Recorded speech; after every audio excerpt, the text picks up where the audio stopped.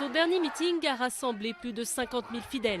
Mayawati règne depuis 5 ans sur l'Uttar Pradesh, le plus peuplé des États indiens. Elle a été élue à la tête du gouvernement régional grâce au soutien de millions de Dalits, les exclus du système social.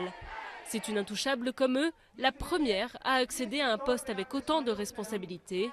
Un véritable symbole de réussite dans un État où 30% de la population vit en dessous du seuil de pauvreté. Madame Mayawati a fait beaucoup pour nous. Avant, c'était très difficile pour nous de marcher dans la rue ou de s'asseoir où l'on voulait. Les gens nous persécutaient. Nous n'avions pas accès à la nourriture ni à l'emploi.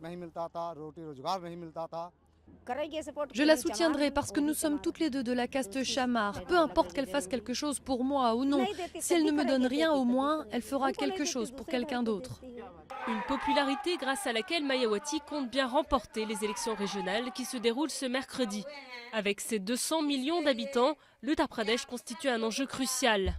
Le parti du Congrès, à la tête de la coalition gouvernementale, l'a bien compris en faisant de Rahul Gandhi, le fils de la présidente du parti Sonia Gandhi, son candidat pour la région. Et tous les coups sont permis.